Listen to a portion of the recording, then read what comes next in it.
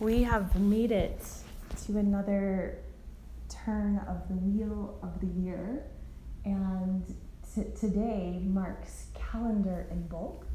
Lunar Imbolc came in when the Aquarius new moon came, which was last Friday, not yesterday, but the Friday previous.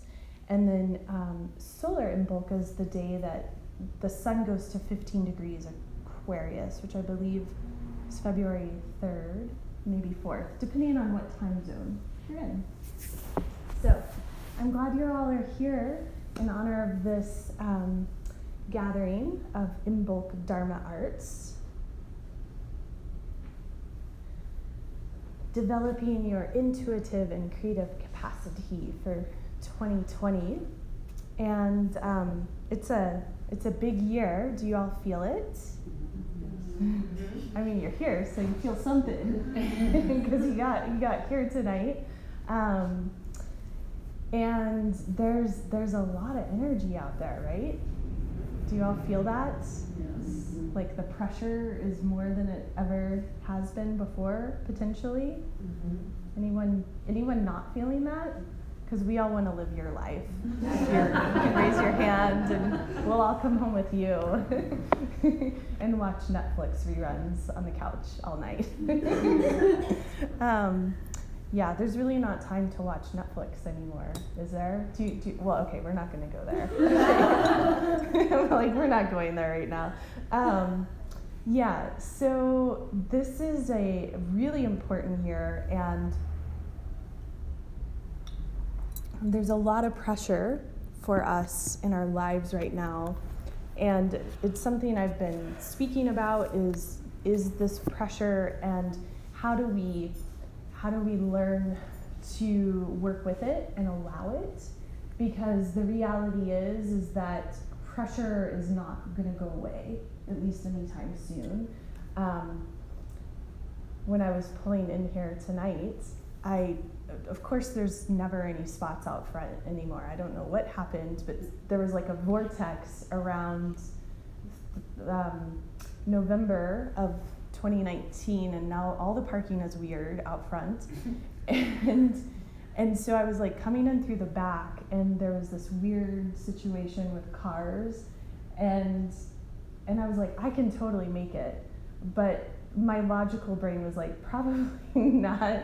Anyways, I was like, I'm gonna do it, and I tried to get in there, and then I almost got stuck, and fortunately there was a man back there, and I was like, hey, can you come help me? And he like helped get me through the weird portal. But that's like life right now, like for all of us, 24/7. Like that might have used to been like the weird fluke that you dealt with like once every 10 days, but now that's like the daily. Do you all follow what I'm saying? Where like the weird like hoop you have to jump through, and then you've got to like get down on your belly and crawl, and then you have to like go swing across like crocodiles. Like that's kind of what we're all working with in these energetics. It would be nice to just kind of say like, let's just go have margaritas and lay on the beach, you know, in Cozumel or like whatever your beach spot is. But that's just not really what is being asked of us in these times, which is why I felt so inspired to create this workshop and share this workshop. And in many ways, this is all really near and dear to my heart, because what I consider all of my work in the world really is that I'm an artist, and what I'm creating is art. This is an experience of art that we have together. It is a form of installation art, if you will. And when we can begin to look at our lives as art, and that you are the artist, and how you live your life, how you show up for your life is your form of art, that is when there is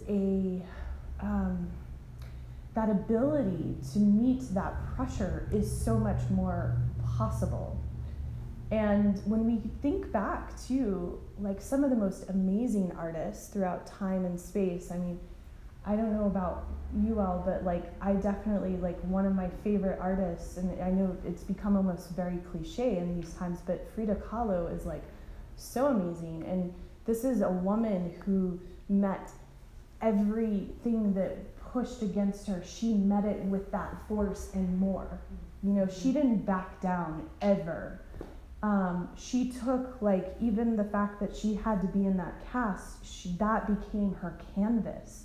Her body became her canvas. And so how do we allow our bodies and our lives to become our canvas as creators? You know, because we're all artists. Like, do you all consider yourself artists? Yes. Anyone not? It's okay if you don't. Okay, we got one non-artist. You're a total artist, Carol. I don't know if Okay. But you're an artist because you're like a Leo and a creator, and like you're like in all those realms all the time. I mean, we're all artists. So maybe by Creator's a better word. Okay, well, creator, artist, same, Okay. same but different. I mean, come on. All right. Semantics. So, what these times are asking of us is like really to be in our artistry.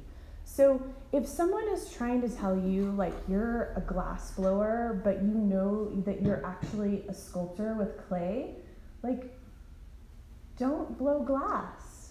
You know what I mean? Like, you're gonna go, like, maybe you'll even make your own clay and you're gonna start sculpting with clay, because that is what is your truth, your authenticity, even if it's terrifying.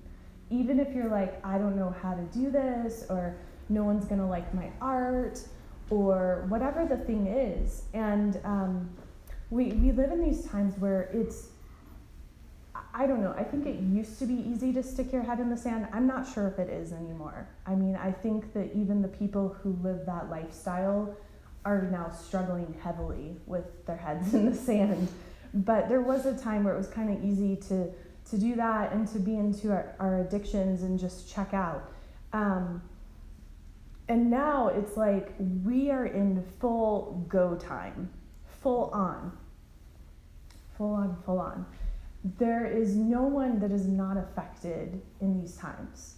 And I say that because, look, like, there's however many of us in this room tonight, and the amount of more people that I am seeing regularly and the stories I'm hearing, everyone is going through a major transformation in their lives. Everyone is being asked to dissolve, to give up anything and everything that is not working in their lives, and to step into really being in their sovereignty and to being in their Dharma. So Dharma is all about walking this path of being in our destiny, doing that which we know we came here to do. And there was a time on earth where you could potentially afford to avoid your Dharma. You could kind of get away with it. And that would be your ancestors. Like, that was what they were doing, at least for, like, you know, the last few generations. Maybe not all of them. You know, I'm sure each one of us has a number of ancestors in our lineage that was like really in their Dharma and really embodied it. But there were a number of generations that just fell asleep at the wheel.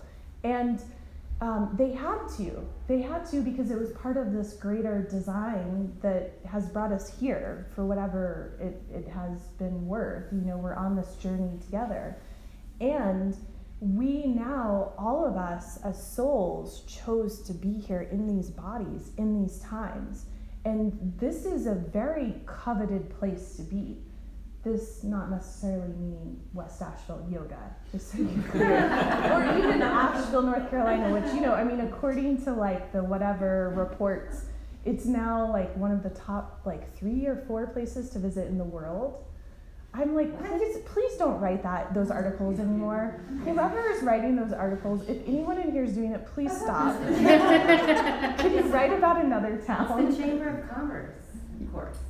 So anyways, yeah, we just made some international list and we're like in the top 5, and I'm just like, no, please, like.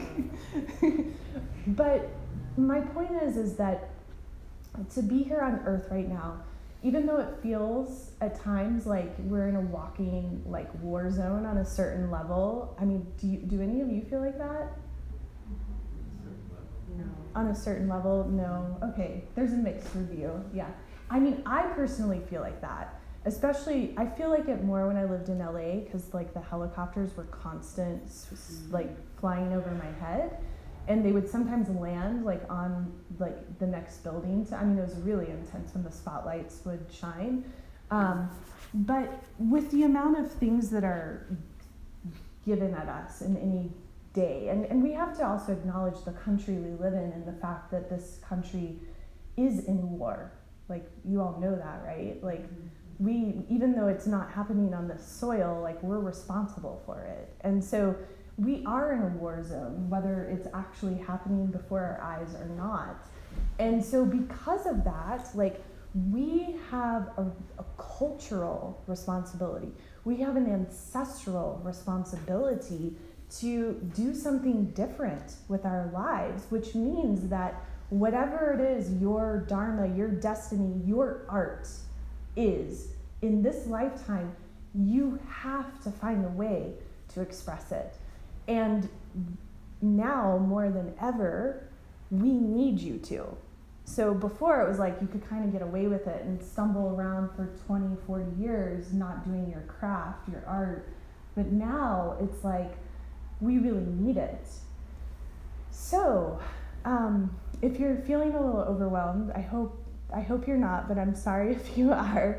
And we're going to be doing some meditations and exercises where maybe you can find a way to get more clarity, because you might be like, I have no idea what my dharma or my destiny is.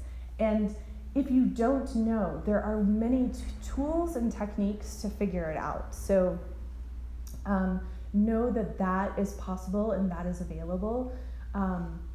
But here we are, it's like we're at this turn of the wheel, and this is the season of Imbolc, and we're coming out of the season of Yule, of Winter Solstice, where we've been, well, first I feel like you can't speak to Yule without speaking to Samhain. So Samhain is what closes the wheel of the year. That is around the time of Halloween, where everything goes back to the earth, everything dies. We see it in nature, you know, when we forget about how these seasons work. Like, we can look to nature, we can look to the moon, we can look to the sun, we can look to the world around us, the real, natural, living world, not this world, cyber world, because this is where they want us all looking. You all know that, right? The more you look down at your phone, the less you're looking up and around and paying attention to what is happening in our real, living, natural world that we came here to protect. We came into these human bodies to stand up for this earth and to protect this earth and to care for this earth. And so when we look at the real natural world, we see the seasons. And in our Western culture, in our American culture, we have been very systematically drugged into forgetting about these seasons and forgetting that there is a season for everything. And here we are, we're waking back up to this because we know that we can't afford to be asleep anymore. You know, we mean, it may not have been us that have actually been drugged, but our parents' generation or our neighbors are still drugged. Like, you see it all around you. And so we are waking up to, wait, I want to connect to nature. I want to connect to the cycles of the moon. I want to connect because when I connect, I can find the solutions that are going to protect and heal the earth. And that is why we do our dharma. That is why we create our art. It is ultimately in service to this protection of this beautiful life that we are so gifted to live here on this planet.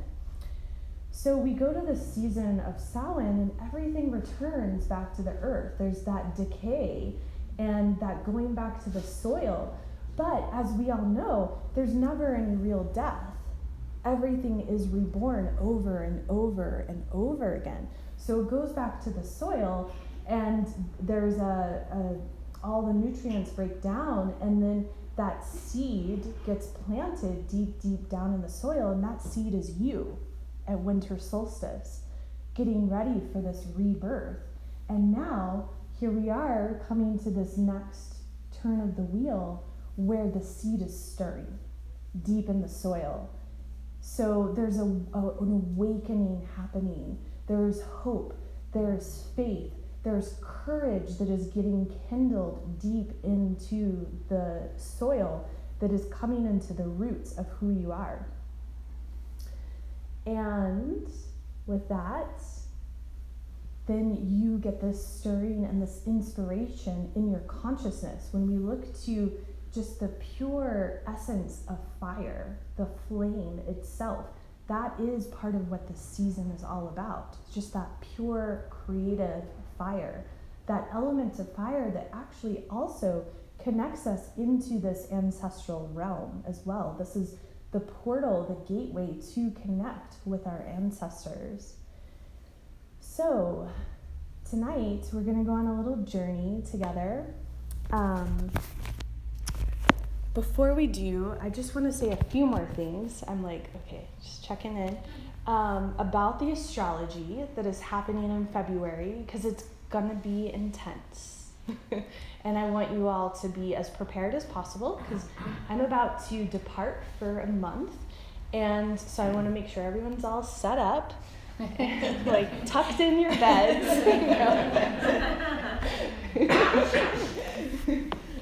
Anyways, yeah. So it's a big month ahead. We have just been through the Saturn-Pluto conjunction, which is part of what we're all still feeling. We're going to continue to feel it. It's the sobriety that is just in the air.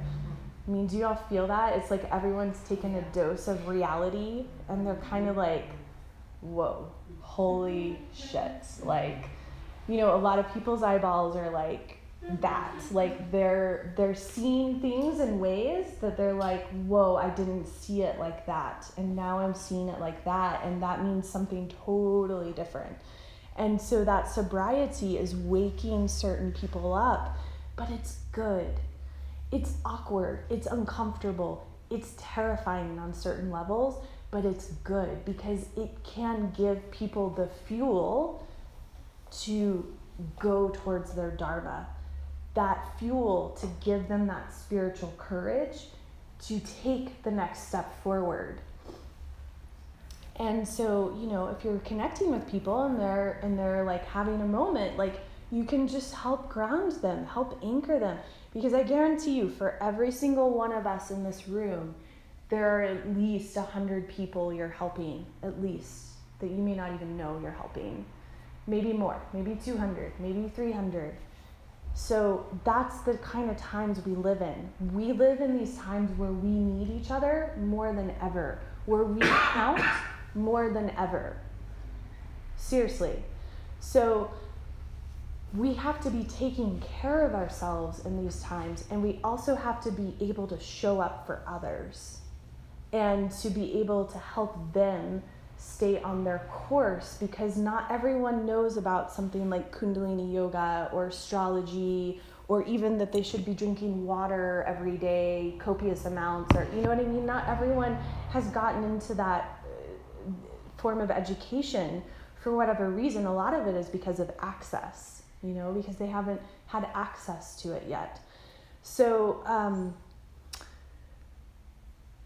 it's a sober time. And then Mars moves into the sign of Capricorn, and Mars is going to make all of these, like trace over all the areas that Saturn and Pluto have hit, and Jupiter. So all of the intense energy we felt in January, Mars is going to come in and activate it, which is actually on a higher level really exciting, because that means we can actually start to move some of the energy forward instead of just like witnessing and having to dissolve. All of these lessons we've been working with Saturn and Pluto and Capricorn, we can actually start to take some action steps forward. So that's really exciting. But also Venus is going to go into Aries, and Venus in Aries she loves to fight in Aries. She's not about like making love. She's like, well, actually, I kind of want to throw down with you instead, you know? And so like, we gotta be careful with each other. Like, we need to be tender, you know? Like, be compassionate, be kind. One of the main sutras of the Aquarian age is understand these times through compassion, or you don't understand them at all. Like, you're gonna totally miss the boat if you don't have the eyes of compassion. And that means everyone you're dealing with.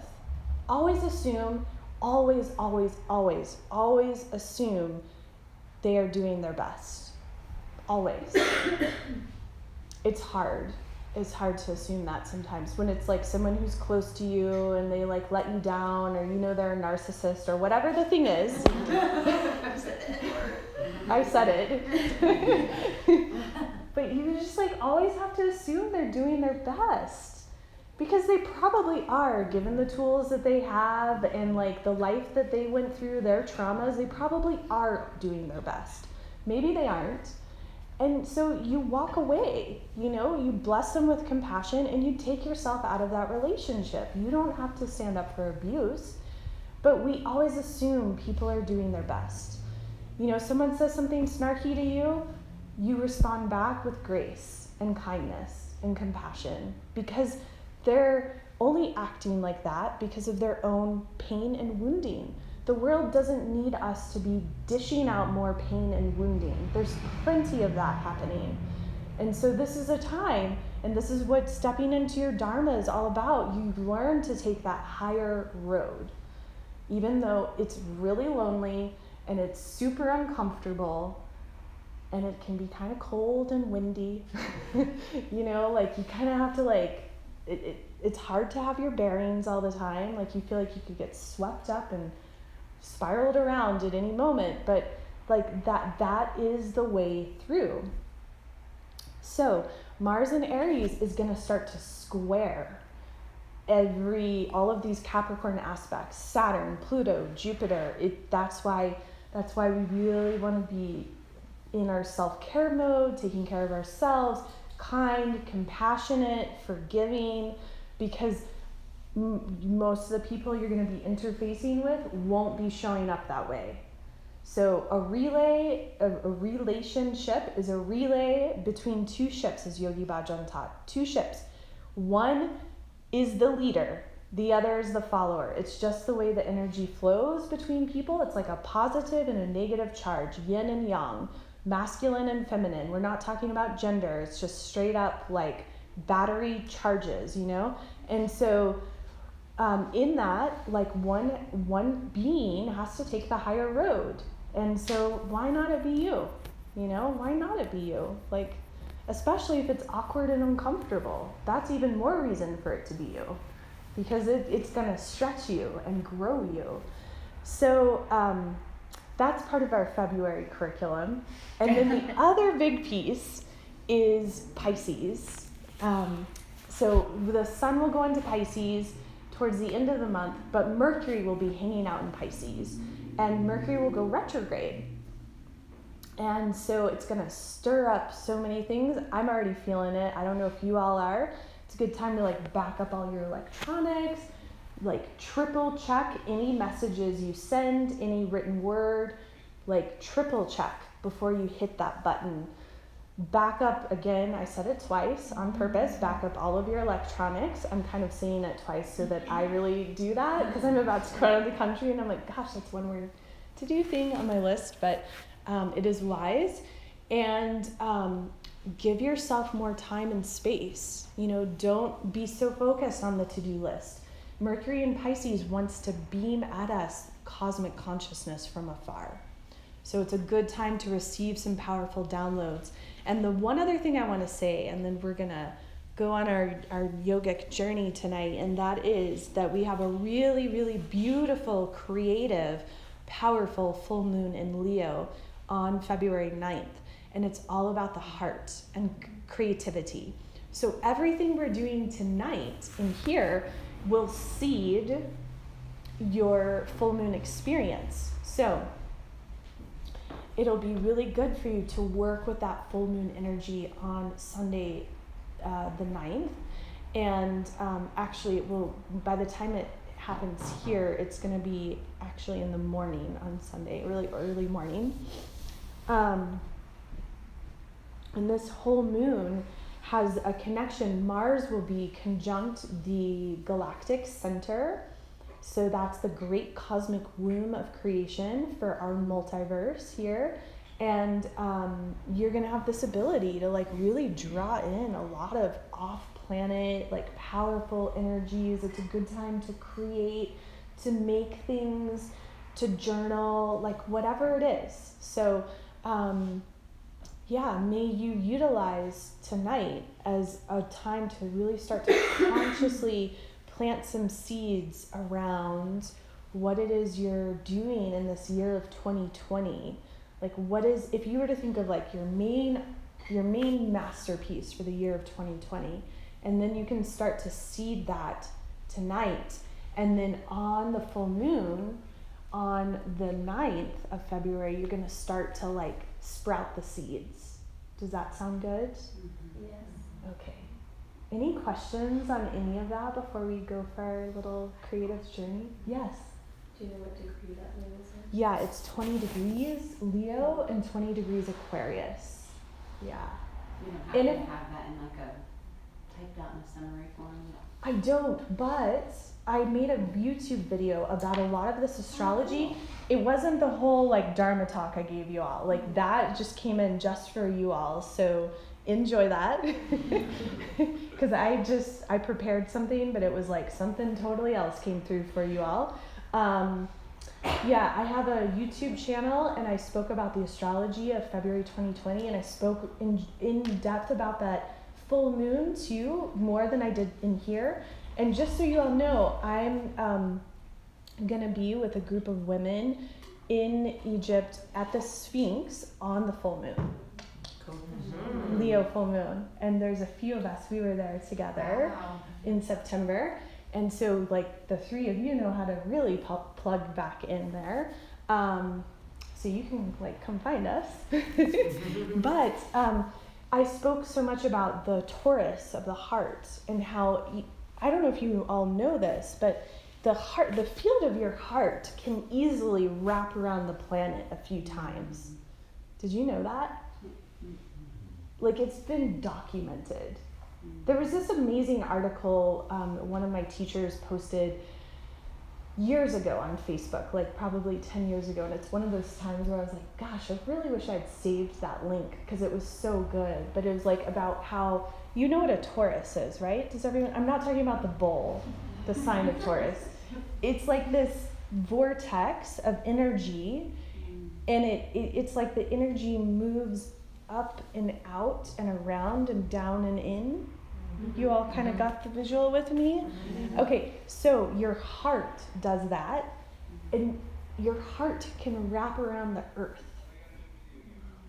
Like, when we know that, then you know you are sovereign. Because that means I can be, we're going to hear lots of that tonight. This is like party town now. But yeah, I can go anywhere on the earth, and I'm always connected to my daughter. Like always, you know, like, I mean, right now she's like 4 blocks away in West Asheville, but like part of my heart is there with her, you know? And that's a conscious thing. Like that's what we do as mothers. Like we're always like holding that field for our babies. And we can do that with anyone. And there was this quote I posted, I want to share it because it's part of this field of the heart. I posted this quote that Yogi Bhajan gave. There are only 4 powers on earth: the power of prayer, the power of the prayer of the mother, the power of the prayer of the beloved, and the power of prayer of a noble woman. So with that, like prayer, all prayer is that is your heart beaming out. That's what we're talking about here, is that ability to go around the earth. So if you want to, join us in meditation at the Sphinx, like you can through the field of your heart. And it is a beautiful time. I mean, I really look at these pilgrimages as an opportunity to anchor into these sacred places because they are portals where energy travels that is much easier to distribute consciously throughout the planet. They are ley lines of the Earth's body, just like we have ley lines in our bodies, meridians. That's what the whole technology of Kundalini Yoga is all about, our meridians, our ley lines. That's why we work with angles. That's why you have to hold your arms up straight. When you do this, then those are the results you get. But when you hold up straight, then you're activating all of the ley lines to move through.